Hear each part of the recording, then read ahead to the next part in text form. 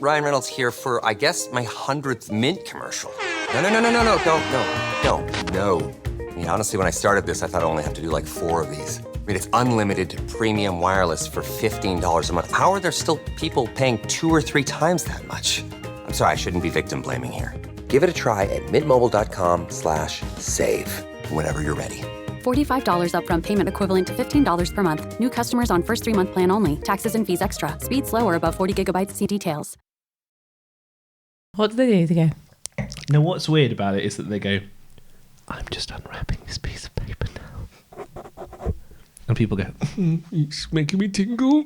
let me talk to you like this. No, don't do this for free on the podcast. You need to charge people for this service. It can be breathy. Dave's just sent us an email saying, thanks very much.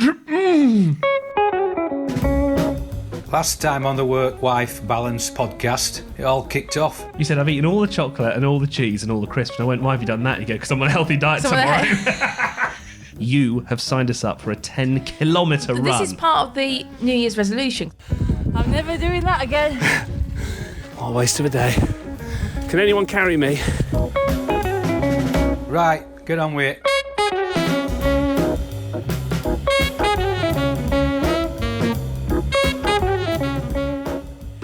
It's going to be a great episode, this one. Why? Episode 5. After this, we're halfway through the series. What? How do you feel about it so far?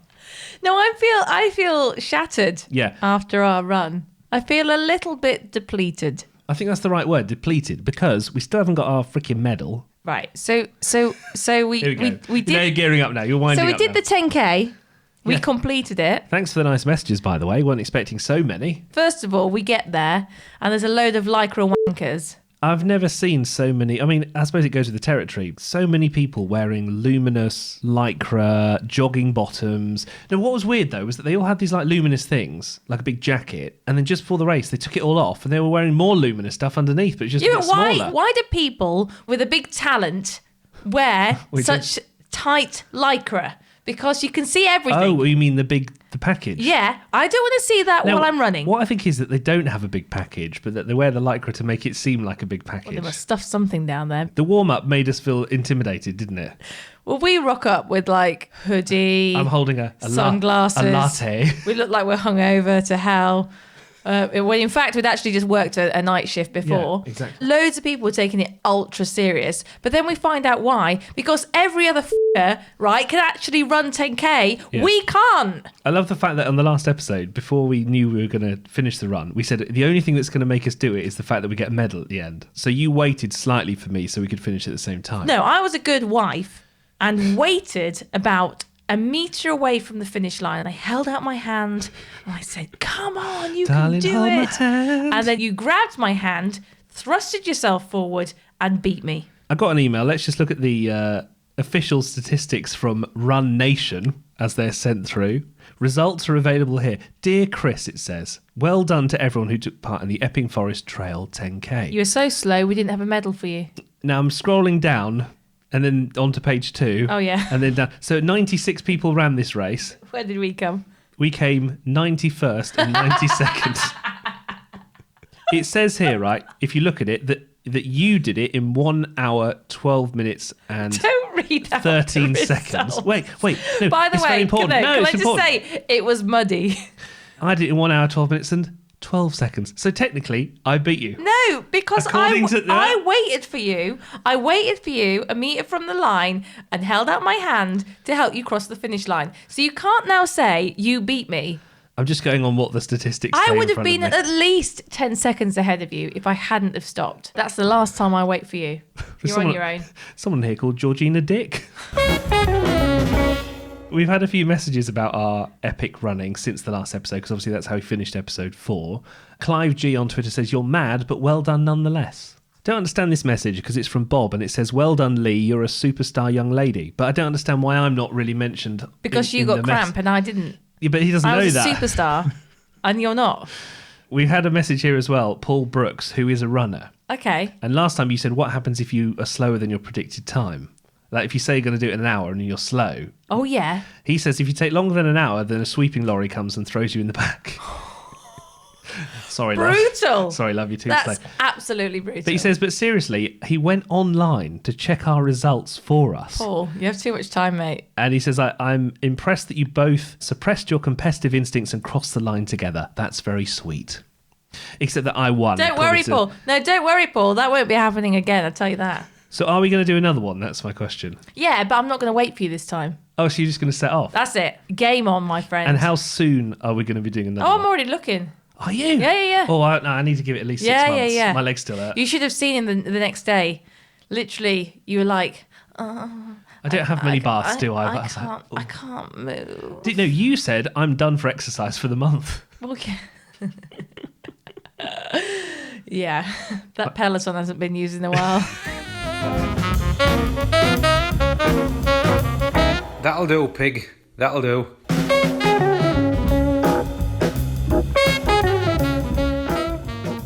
We have been watching Jersey Shore. Yeah, only today because you made me watch it. You found out what a Guido is. Like, A you finish Guido. one load of programs, that's a load of balls.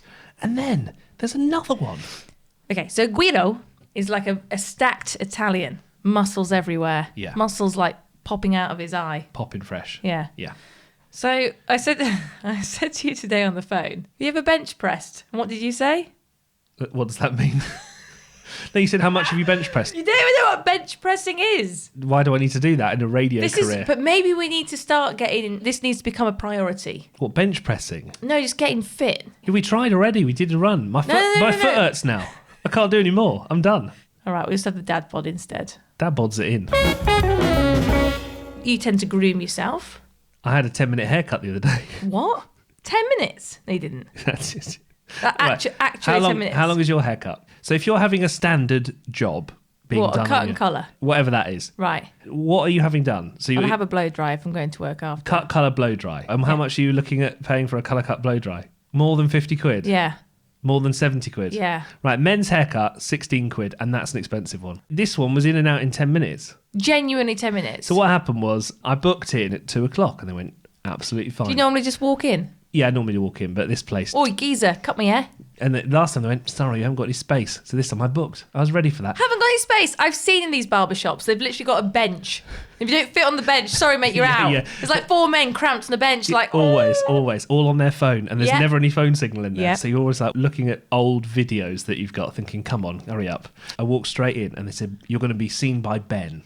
Oh, right. So I went in and I sat down and I said, "Right, cut my hair." And they always say, "How?" I'm going to say, you got to say, elaborate. Okay, let me try again. How do you want me to cut your They hair? normally say short back and sides. Number 4 on the sides, bit off the top. Cheers, mate. Right, okay. So he starts going, and then 1 minute later, some other bloke comes in, and apparently he's also booked in at 2 o'clock with Ben. Oh, God.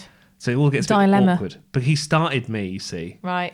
and he doesn't. Once you start, you can't stop. Once you cut, you can't shut up. Does Exactly. that work? Anyway, so he felt bad, and he was under pressure. Then he was like, I can imagine this kind of awkwardness in the barber's like, oh no. Like, Well, it I was came awkward. and he's kind of sat in my place, but I've already started. But there was another bloke, right, Yeah. who was there called Ilka. This guy didn't particularly want Ilka to cut his hair. He wanted it to be Ben. Oh, right. So he said, "I'm really sorry, but I'm going to wait if that's all right for the main." Ilka must be shit then. Yeah. So he literally cut my hair as fast as humanly possible, like within 10 minutes. When I go to the hairdressers, in fact, in my diary, so what does that say there? Look. 4 hours. 4 hours. Yeah. What on earth can they do for 4 hours? Well, we go in, Is there a lot of chatting? we have a lot of chat. About Yeah. what? Well, we sit down, we have a catch up. I'm like, how are you, babe? She's like, yeah, good, thanks. Frank's been working loads. She gets me a cup of tea. Right. By that time, I'm done and out the door. No. But then, I'm already gone. then she's like, shall we get some, like, pastries from down the road? Shall I go send out Sarah? She's like an assistant. But She what if goes you're and in a get- rush? Oh, no, you're never in a rush if you go to see Lou. No wonder it costs so much. Yeah. You're getting pastries included. Look, But like you the say- last time I said, I want to Yeah. be blonde, but not a dirty blonde, not like a mucky blonde, but I don't want to be like a bleach blonde, like the sort of blonde that's like, I'm not really blonde, but like I haven't dyed my hair blonde. I can see why this is starting to take 4 hours. This is going to be the longest podcast we've ever done because it's just you describing your haircut. Why would you ever put tinfoil near your hair? There's no need for that. To cook your hair. Yeah, isn't it? It I bakes don't know. it. I don't know. You just let Looks her do nice, doesn't it? You let her do what she wants. I pretend to be an alien. I'm like, Yeah, you would do that. tin head. Anyway, so what we're getting at here is that women spend a lot of time on themselves, making myself look good for you. Thank you very much. Does it work? Oh, yeah. No, I'm happy to up my haircut time to maybe 15 or even 20 minutes if that'll make a real huge difference to you. Keep the faith.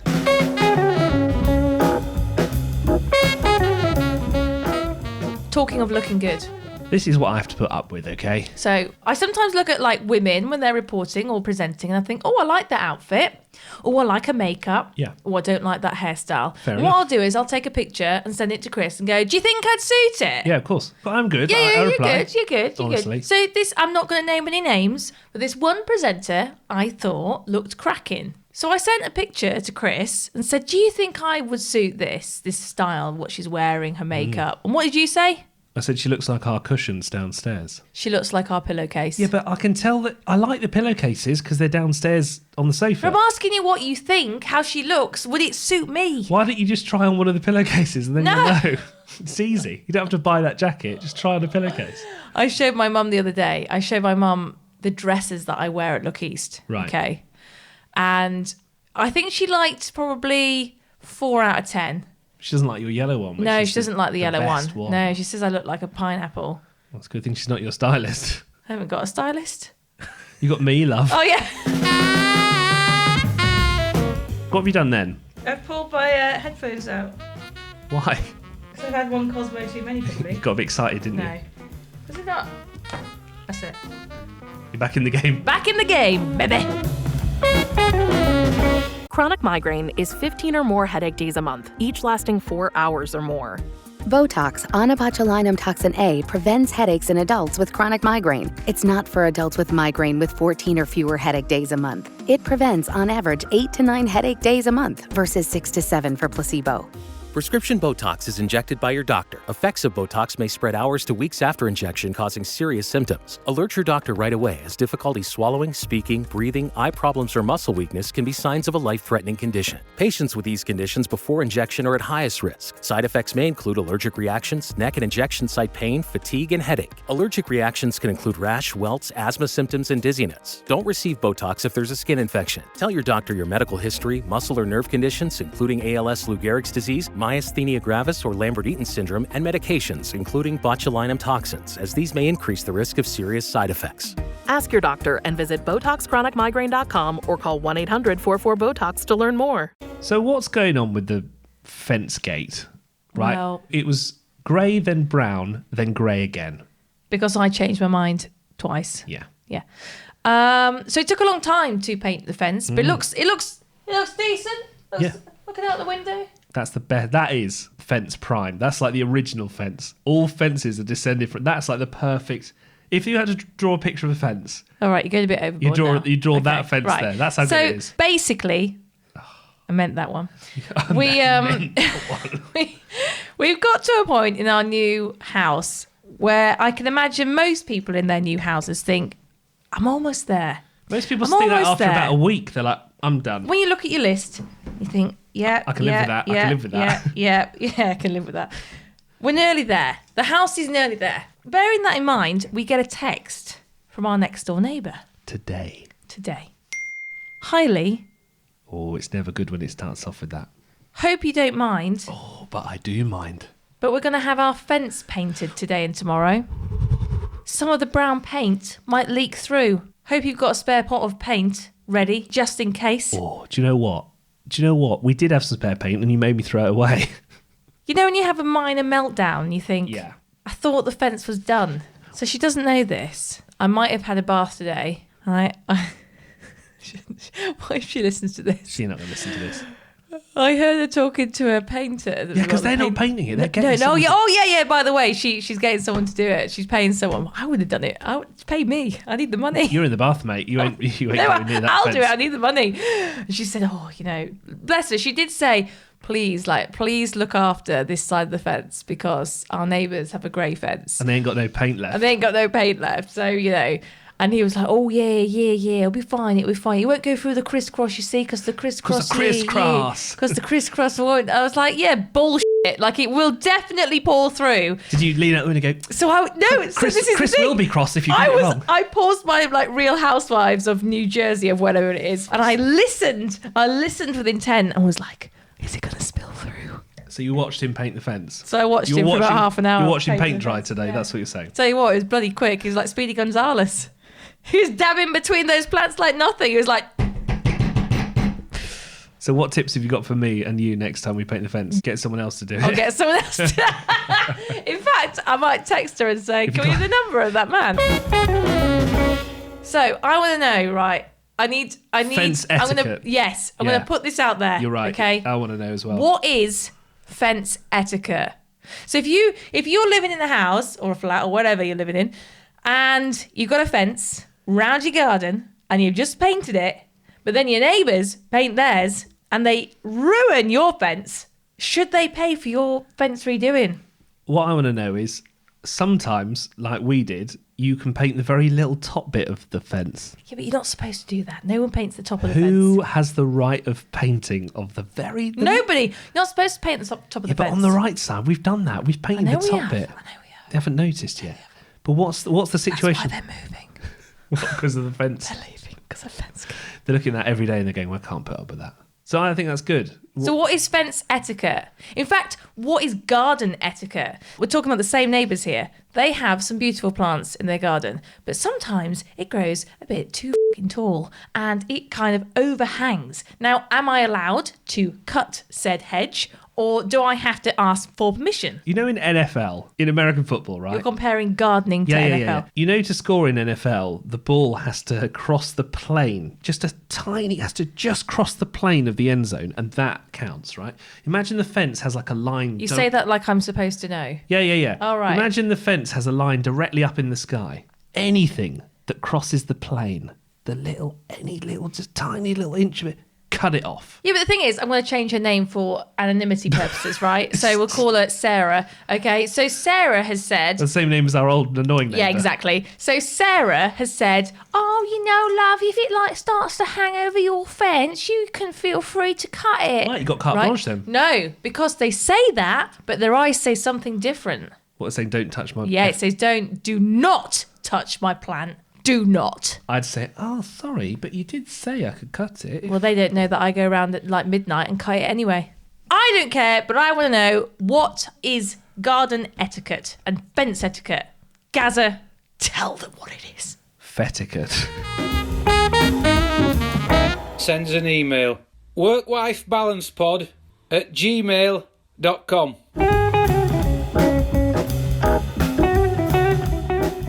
So, hashtag I can't remember what it stood for. Monday, March Motivational Marathon. Did we actually get any replies to this? Yeah. Okay. Ashley has come up with some songs that we can play Oh, that's nice. to inspire us. Okay. He's got two. There's a song by Crash Test Dummies called which is not one that I really know, to be honest. Okay. I mean, surely. Actually, that is Hanson. Yeah. And it's a good theme tune, isn't it? Yeah. And other people have just said, for Monday motivation, just go for a nice walk in the sunshine. But the problem is, We ain't got no sunshine. ain't no sunshine. When she's gone. Yeah, there's no sunshine. But yes, I totally agree with that. I do like to go for a walk in Epping Forest. But it's just been so goddamn miserable. It has been a bit tough, hasn't it? It's been a tough few weeks. We're still here, providing comedy gold. Is that how you want to end? We just want to make your life happier. Where's our medal? Where's our bloody medal? Don't forget, you can subscribe on Twitter, Insta, and send us an email. workwifebalancepod@gmail.com. Right, let's go and watch a classic film. That's our new thing, watching a classic filmage. What have we seen already? Casablanca. Breakfast at Tiffany's. Terrible. Oh, they're all 4 hours long. Like, I bet watching one of those classical films is the same amount of time as it would take us to complete a 10K. Maybe that's what we should do next time. Run round with it on the phone. Let's just not run and just watch a classical film. I'm in. When are we getting Gary on the podcast? Well, you want the Podfather Part 2? Yeah. We'll put the request in through his agent now. All right, then. Might take some time.